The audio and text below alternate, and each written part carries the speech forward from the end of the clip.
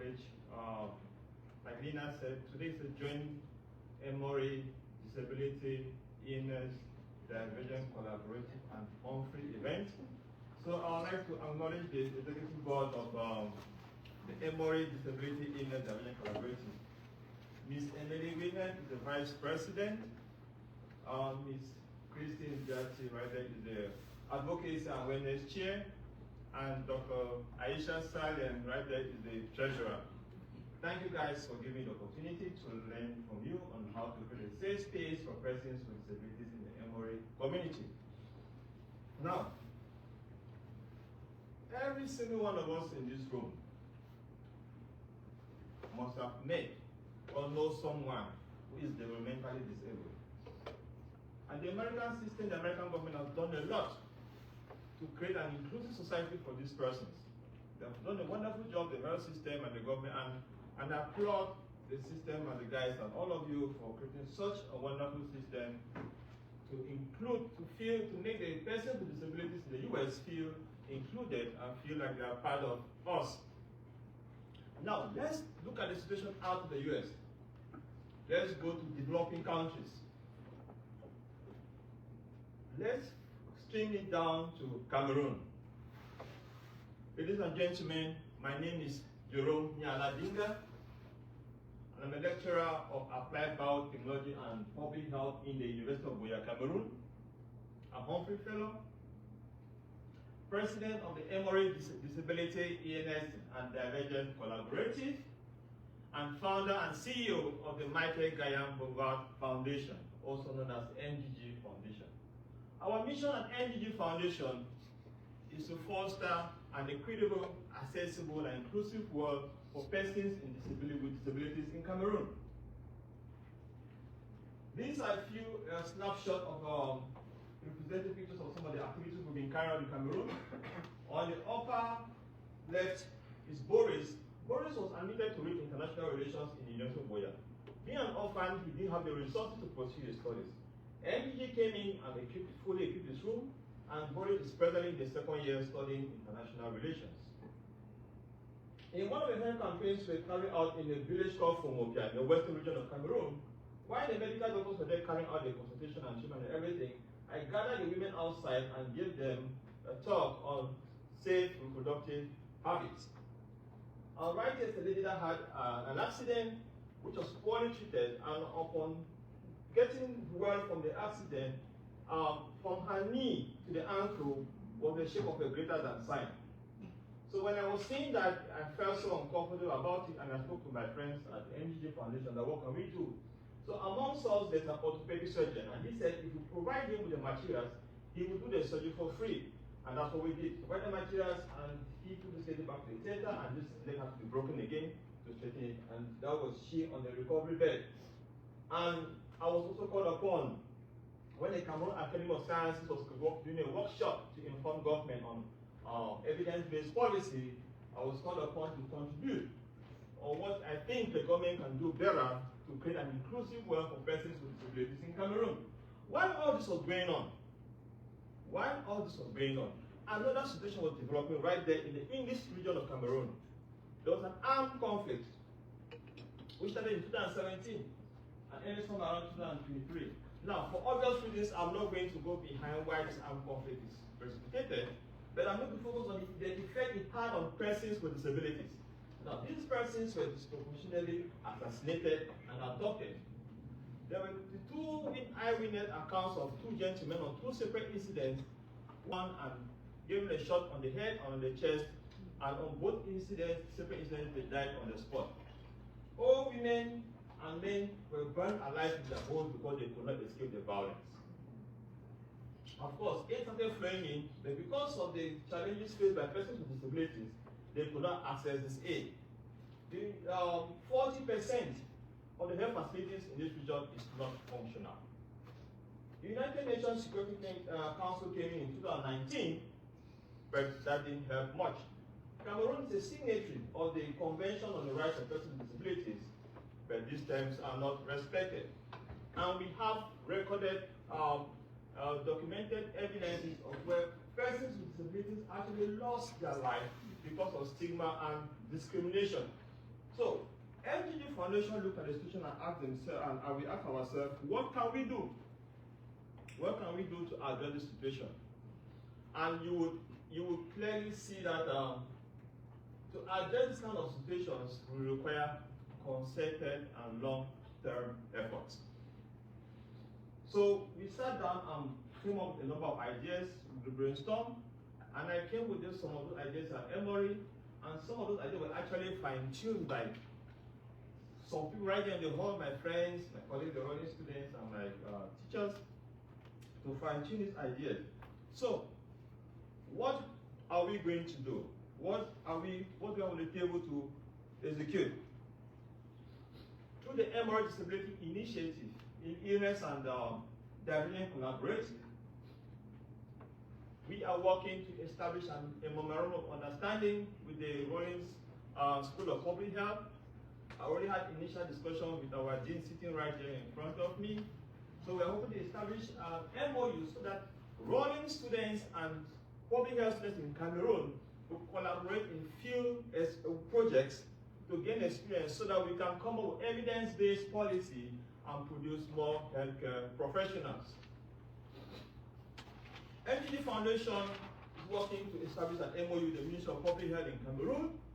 So we are there to extend, we are not there to replace the Ministry of Public Health, but we are there to extend the arm of the Ministry of Public Health to make sure that healthcare facilities go into hard-to-reach communities.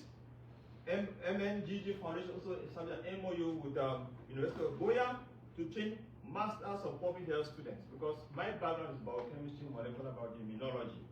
So I came into public health through the foundation.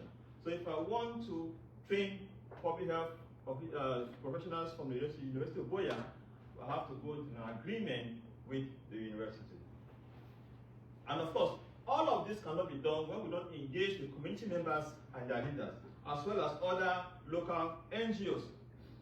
And I'm now present in talk with the Task Force of Global Health, with my program director, my supervisor right there, Dr. Kuma, from Task Force sitting right there, that we're hoping to establish some kind of partnership between MGG Foundation and the Task Force of Global Health to extend the arm of the Ministry of Public Health in Cameroon to reach villages and communities that are hard to reach.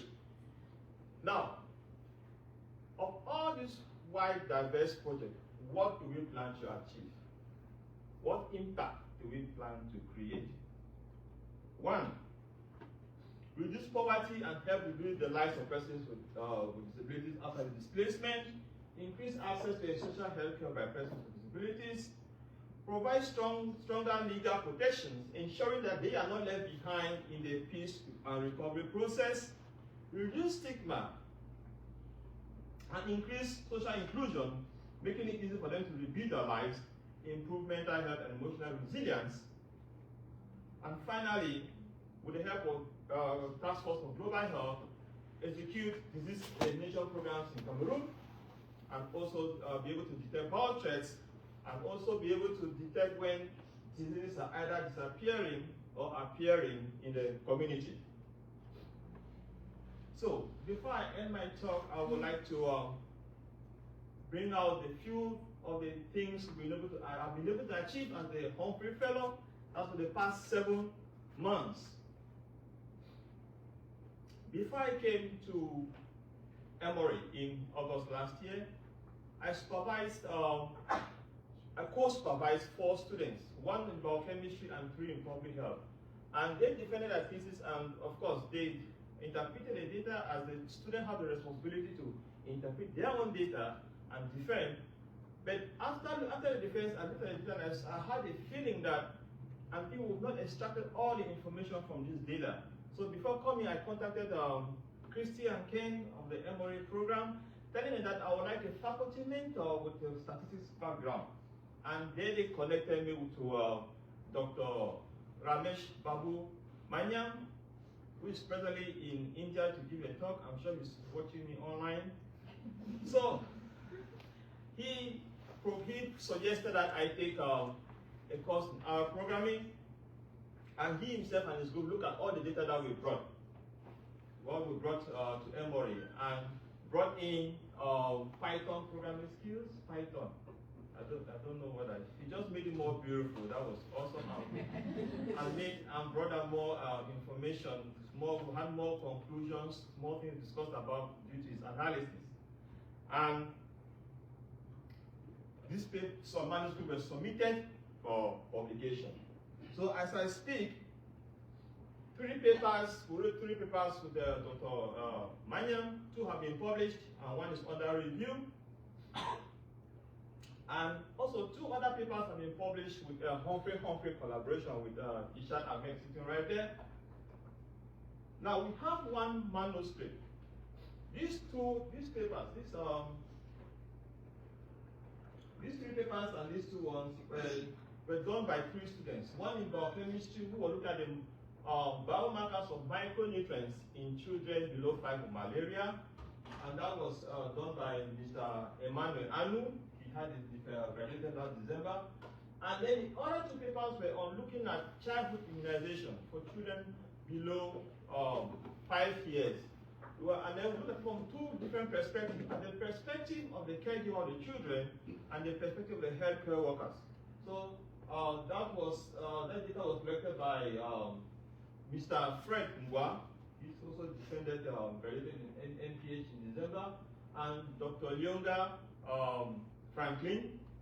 He also defended his MPH in graduated in December. Then we have 1 manuscript is under review right now with the executive board of EDIDC.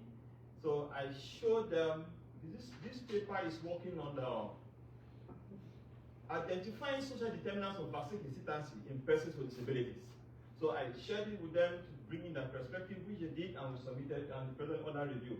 The student who did this, Ms. Charis Echari, had so many her experience in the field actually reminded me yet again that persons with disabilities in Cameroon are highly marginalized. She was literally harassed and maltreated when she went to the field collecting data. At some point, she was about to give up. So my colleagues at the university and myself had to remove our supervisor coat and wear our father coat to give her psychosocial support for a while before she could go back to the field and complete the data collection. So I really commend Charis for her resilience to collect the data.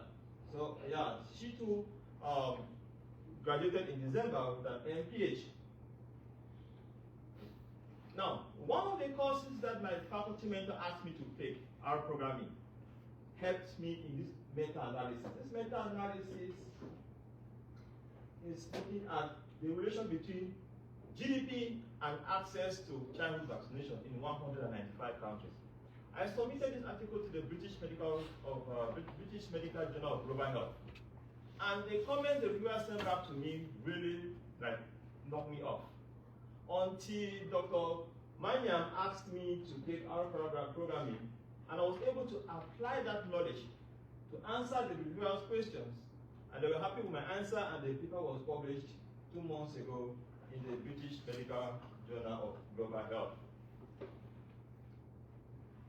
With my supervisor at Task Force for Global Health, Dr. Kumar, sitting right there.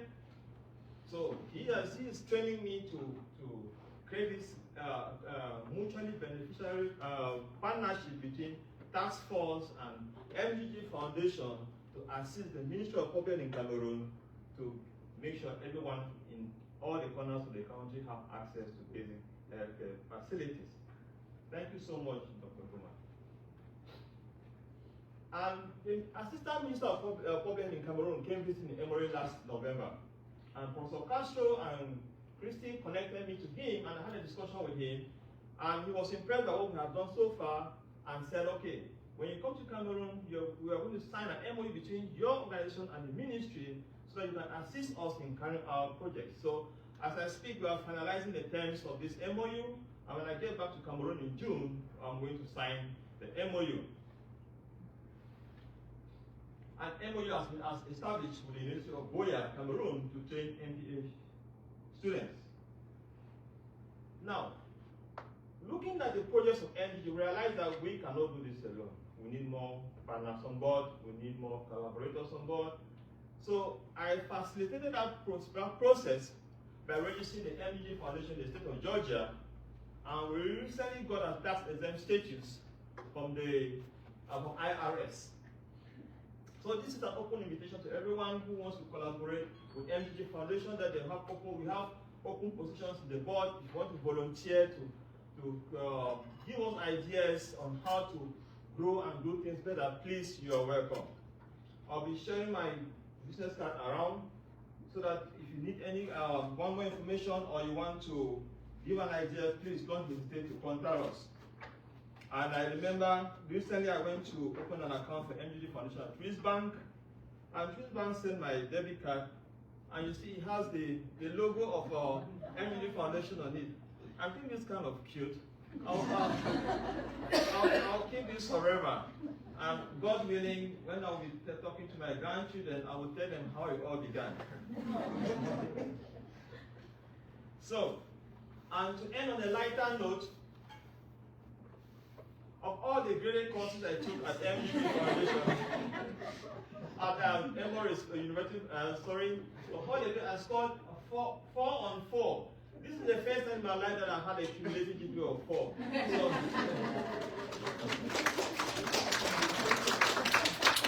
I'm so happy about it, and I will take the transcript from Emory. I'll have to frame it very well and keep it in my living room. All right. So before I say thank you, I would like to acknowledge the board of MGG Foundation in Cameroon, headed by Monsignor Joseph Marie Amogo, Bishop of the Orthodox Church in Yaoundé, Cameroon, and all the other board members. I would like to acknowledge my family friend Ernest and Christine City right there, Humphrey fellows, Humphrey colleagues, Pastor Peter right there, and you all, Jeff, yeah, Chris, yes, yeah, exactly. And finally, to the program head, to the staff that is responsible for the Humphrey program, Emory, headed by Professor Castro. Thank you very much.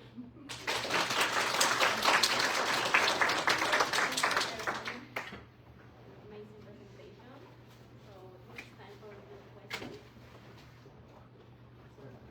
What's MGG's annual budget, and do you guys also get medical supplies like wheelchairs if it doesn't need? Yes, this is a non-profit. I don't think I mentioned that. So we are able to do with what we have. So when we have materials to do carry out any project, we do. So when we go around seeking for all kinds of support, and that we could get, and we can only get the support that are available. So yes, when we get medical supplies, equipment, and like wheelchairs and stuff, yes, there are people back home who identify all these persons who have all these needs, so we can give it to them. And talking about budget, we are envisaging that in the next 1 year, next 12 months, 12 to 18 months, we will need $495,000 to carry out the projects that we have in place. Thank you. So the slide before this, you mentioned reduce poverty. Yes. Yeah.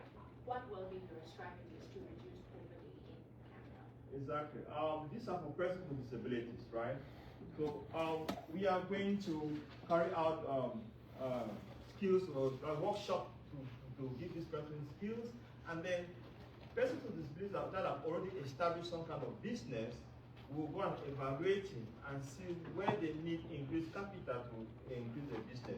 And if possible, if they can increase their funding, they can employ other persons with disabilities, then that's good for us. So we are going to carry out workshops to give them the skills that are needed for them to make money, and then meet those that have already started doing something to increase the size of their business.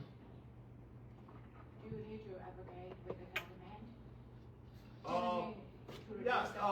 Well, I think we're going to rely on corporate responsibilities for that. Well, this would be multinational companies in Cameroon that give money to non-profit such projects. Yeah, so that would be our major source of funding. We have one question. Oh, sorry. Okay.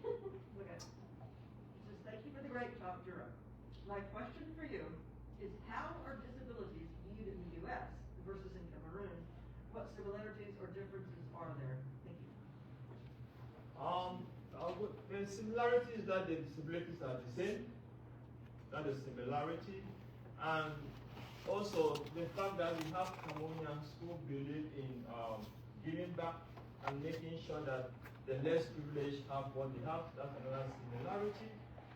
And the difference comes at the level of infrastructure and investment to make sure that persons with disabilities do not feel left out.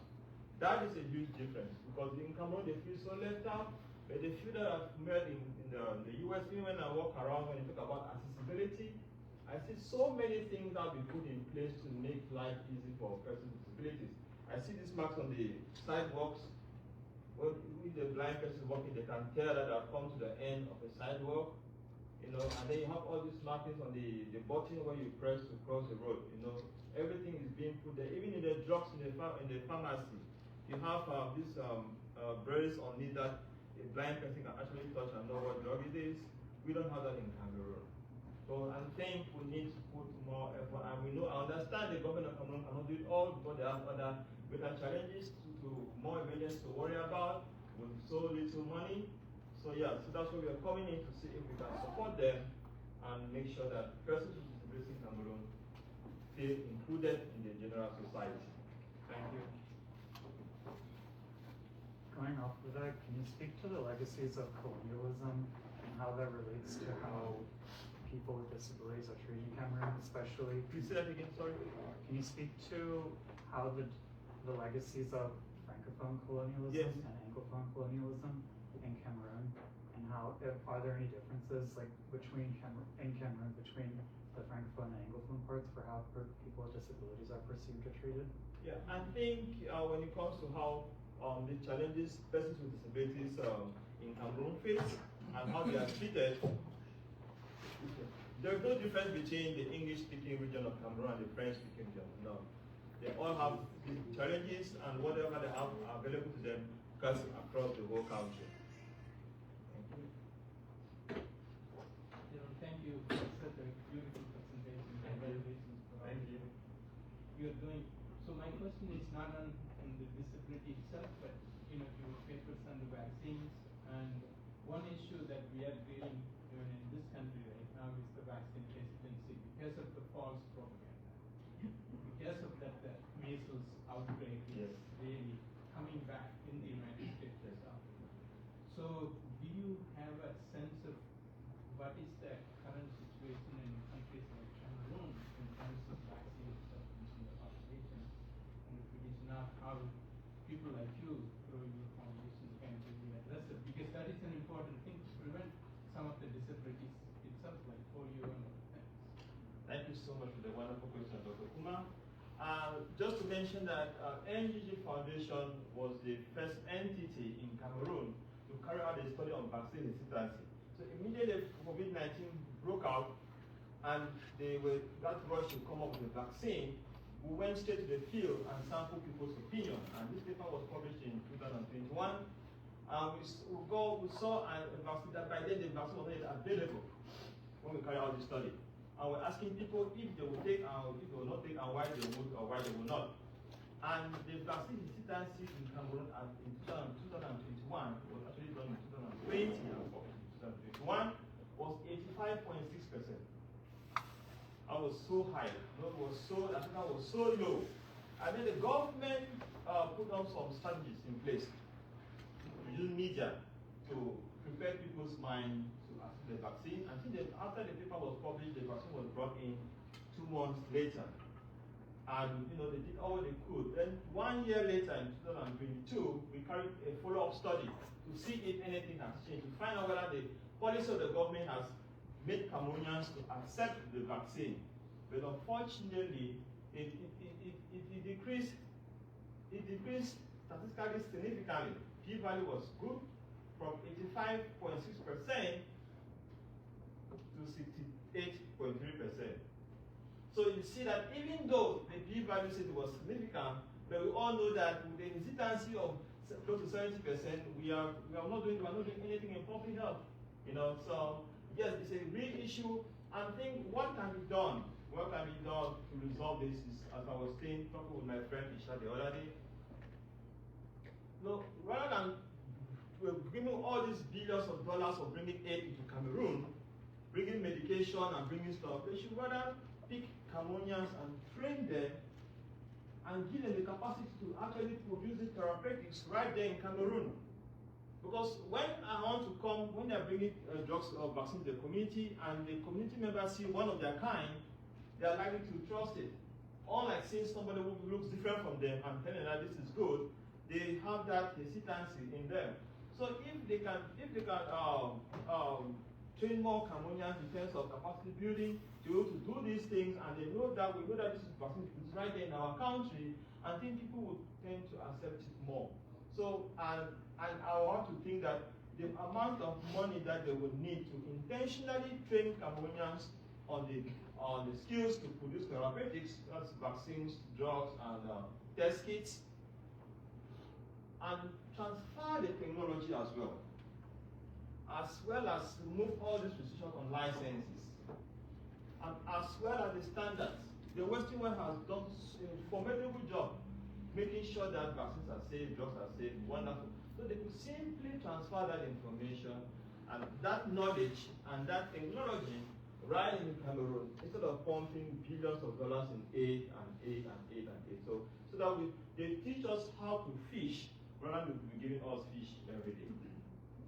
So I think if that is done, the vaccine resistance in Cameroon will reduce drastically, and of course the rest of Africa and other developing countries. Thank you. Does your foundation have a website? Not yet. Yeah, we are on LinkedIn and Facebook as well. So we are working in that.